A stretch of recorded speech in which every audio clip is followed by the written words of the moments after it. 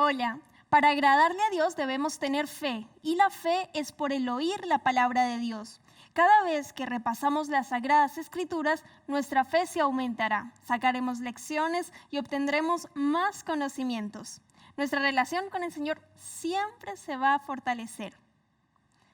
Te invito ahora a que tomes tu Biblia y nos acompañes ahora en este nuevo episodio de Tiempo de Paz. Bienvenidos.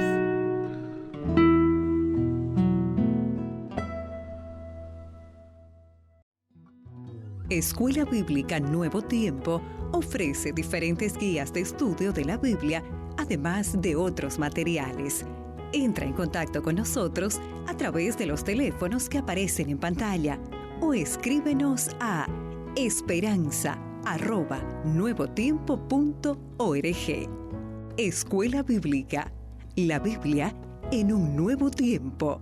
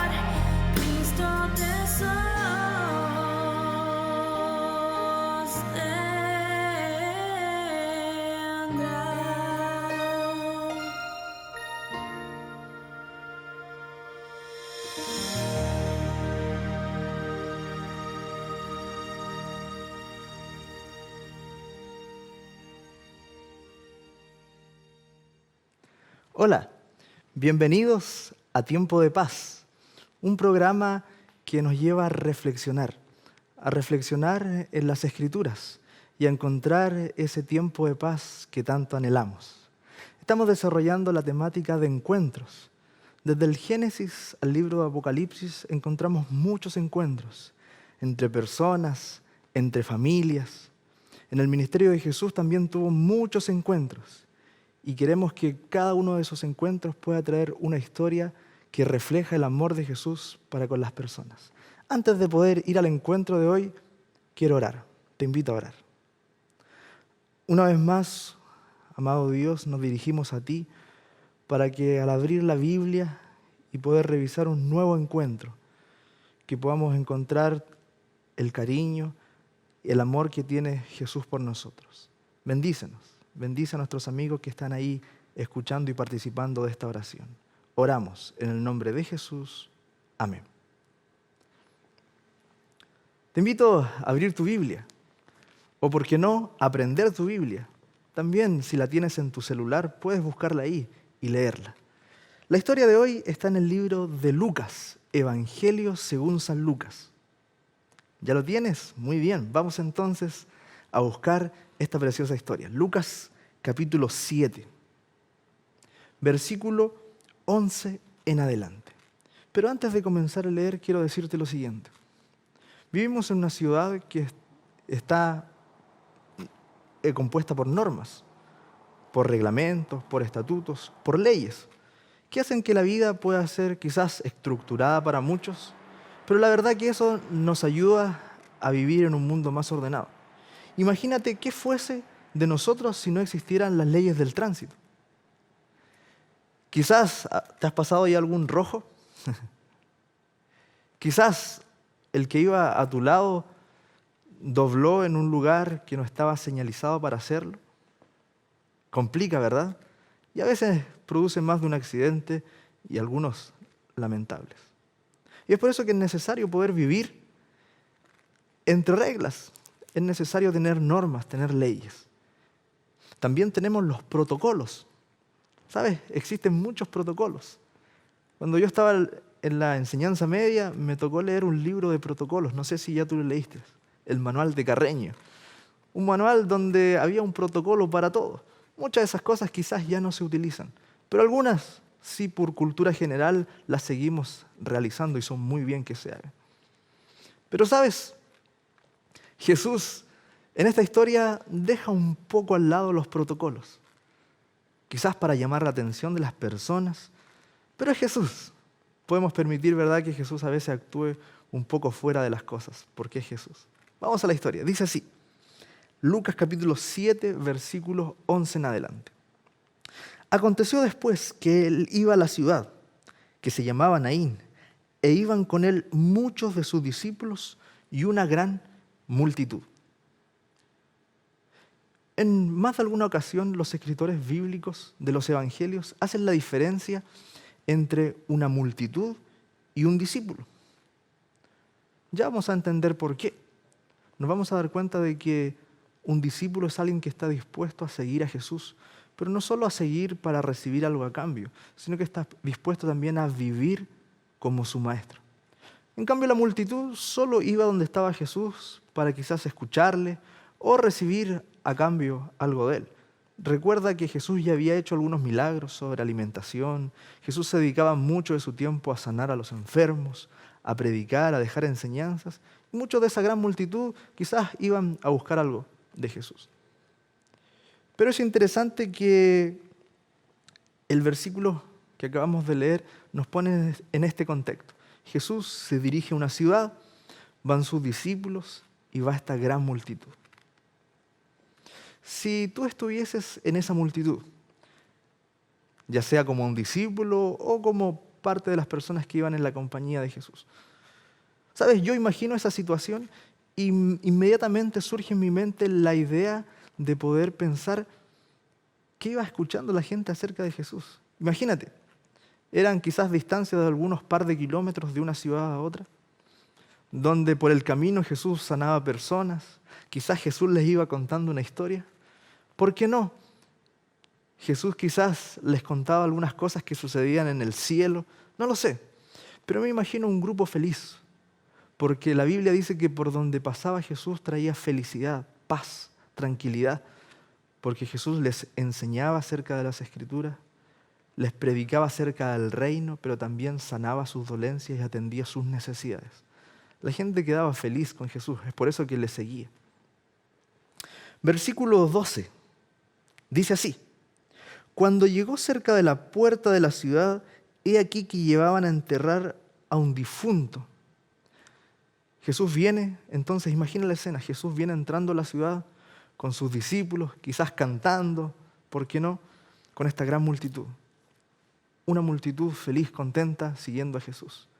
Pero dice que acto seguido van llegando a la ciudad y se encuentran con esta dama que traía, ¿verdad?, un difunto. Miren qué más agrega la Biblia.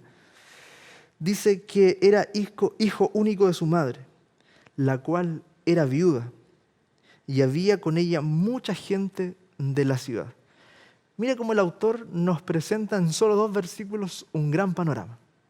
Por un lado, nos presenta la figura de Jesús con sus discípulos y una gran multitud. Ya decíamos que esta multitud era especial porque iba con Jesús. Una multitud alegre y contenta por las cosas que Jesús hacía cada día con ellos.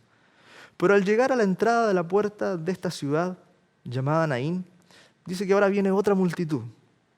Pero esta multitud ya no viene alegre. ¿Por qué? Porque el texto dice que venían acompañando a una dama, pero una dama que venía con el corazón hecho pedazos. Una dama que venía con el corazón triste, lleno de dolor. La venían acompañando porque iban a dejar al cementerio a su único hijo. Pero además el texto dice otra cosa, dice que ya había perdido a su esposo. Creo que no puedo ponerme en los zapatos de esa mujer. Por más que me imagine la situación, no logro dimensionar el dolor y el corazón partido de esa mujer. Quizás tú ya perdiste un ser querido. Quizás eres una mamita que ya perdió a un hijo. Quizás ya perdiste a un esposo. O eres un varón que ya perdió a su esposa o perdiste a un hijo, no lo sé. Quizás tú tienes la capacidad de entender mucho mejor esta historia. ¿Qué pasó? Volvamos al texto, por favor. Versículo 13. Dice, cuando el Señor la vio, se compadeció de ella. ¿Sabes? Esto trae tranquilidad a mi vida y a mi corazón. En el original, esta idea de compadecerse va un poco más allá en el texto. Para nosotros, compadecernos tiene que ver con tratar de ponernos en el lugar de otro. Si vemos a alguien que está sufriendo y nos produce tristeza, ¿verdad?, nos mueve a la compasión. Pregunto, ¿eres tú compasivo? Cuando ves a alguien que está sufriendo, ¿te compadeces? Cuando ves a alguien que está pidiendo algo porque tiene una necesidad, ¿te compadeces? ¿Te mueves a misericordia?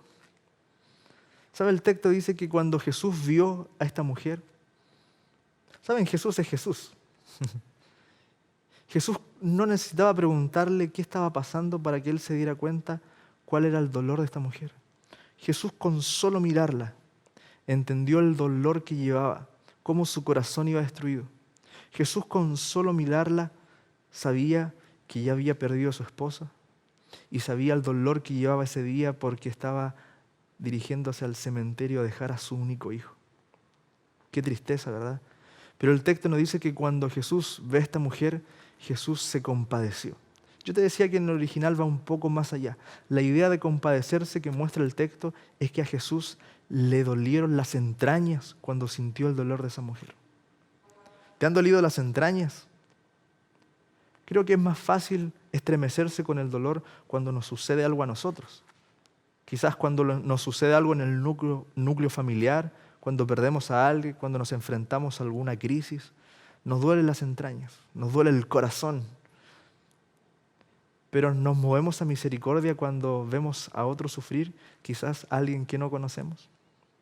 Sabes, esto ya me deja una gran lección para mí y quiero compartirla contigo. Jesús sí te conoce. Jesús sí me conoce. Y cuando tú sufres, Jesús también se compadece.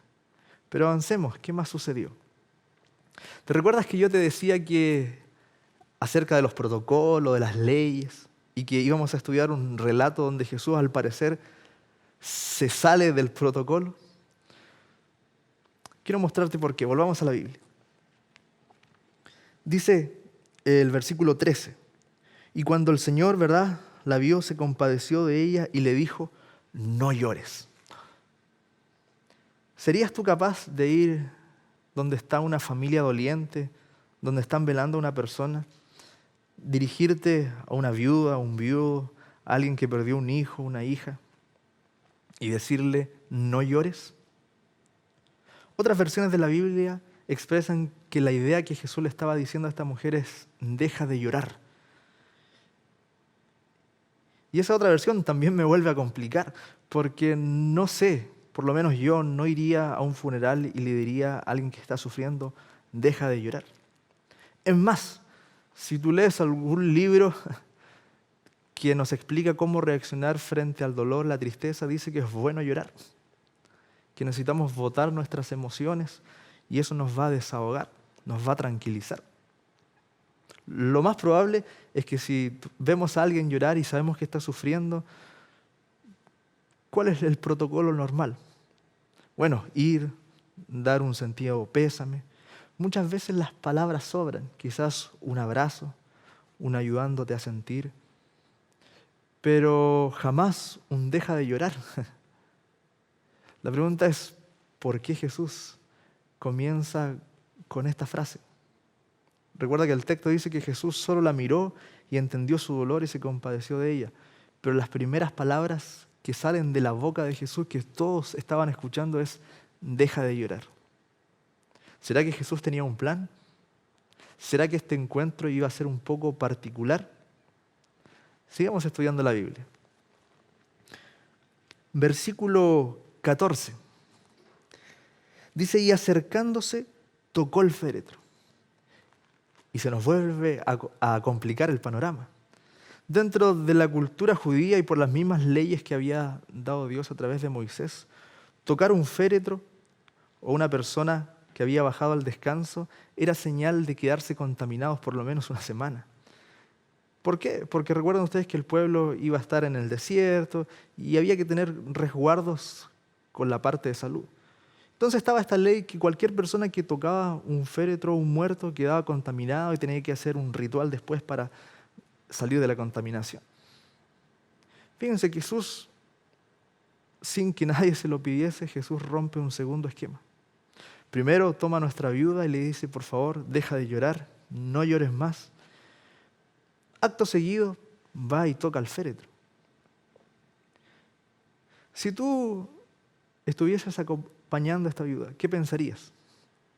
Viene un hombre desconocido que nunca habías visto, lo acompañan otras personas, pero viene, se para enfrente de nuestra viuda que estamos acompañando, que está sufriendo. Todos sabemos el dolor porque conocemos su historia. Este hombre que viene, que es un desconocido, no sabe qué está sucediendo, no sabe por qué está sufriendo tanto ella. Y solo la primera palabra que escuchamos de su boca es, no llores, deja de llorar. Pero además también viene y toca el féretro, cosa que todos sabemos que no era necesario hacerlo. Al contrario, nadie quería tocar un féretro. Vuelvo a preguntar, ¿por qué Jesús está haciendo esto? ¿Tenía un plan? Sigamos con la historia. Dice así, segunda parte del versículo 14. Y dijo, joven, a ti te digo, levántate. Si la historia ya estaba complicada, si la escena, el cuadro que estamos analizando ya estaba un poco complejo, termina por ponernos en jaque. Ahora Jesús estaba realizando una tercera cosa que era inexplicable para la gente. Un hombre que viene, nos hace callar a nuestra pobre viuda. No contento con eso, toca el féretro y él se contamina. Y ahora le está hablando al muerto. ¿quién es este hombre? ¿Por qué está reaccionando así? ¿Quién le dio el derecho a hacer estas cosas? ¿Por qué lo hace? Versículo 15. Y aquí sucede lo inesperado para muchas personas que estaban ahí. Dice así: entonces se incorporó el que había muerto y comenzó a hablar y lo dio a su madre. Ahora quizás podemos entender por qué Jesús se estaba saliendo de los protocolos conocidos para ese tiempo. Jesús sabía que el acto que iba a hacer a continuación era para poder secar las lágrimas de esa mujer. Jesús sabía que ya no iba a seguir contaminado porque ya no iba a tocar un muerto, sino que iba a tocar un joven lleno de vida. Jesús le estaba hablando ya no a un muerto, porque Jesús sabía que con el milagro que iba a hacer, ahora se iba a dirigir a hablarle a un joven que estaba vivo. Antes yo te hacía la siguiente pregunta: ¿ya perdiste a alguien? ¿Ya tuviste que ir al cementerio a dejar a alguien?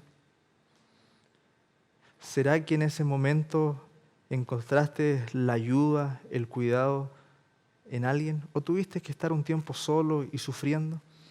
Déjame decirte que ese día de dolor, de tristeza, que quizás aún lo recuerdas y te produce dolor, sí había alguien junto a ti que se estaba compadeciendo de ti. ¿Saben? La Biblia, hablando acerca de la muerte, dice que un día no muy lejano, Jesús va a hacer este mismo milagro que un día hizo con este joven, pero no lo va a hacer ahora a personas individuales, sino dice el Nuevo Testamento que Jesús va a tocar una trompeta, y al sonar esa trompeta todos los muertos en Cristo Jesús se van a levantar. Jesús va a romper nuevamente un protocolo normal que para nosotros es que nacemos, crecemos y bajamos al descanso. Jesús una vez más va a trabajar fuera de lo común para poder traer a la vida a quienes bajaron al descanso creyendo en Jesús. Pero ¿saben? Mi último énfasis está en el último texto. Por favor, acompáñame. Versículo 16. Dice así: todos tuvieron temor y glorificaban a Dios diciendo: un gran profeta se ha levantado entre nosotros y Dios ha visitado a su pueblo.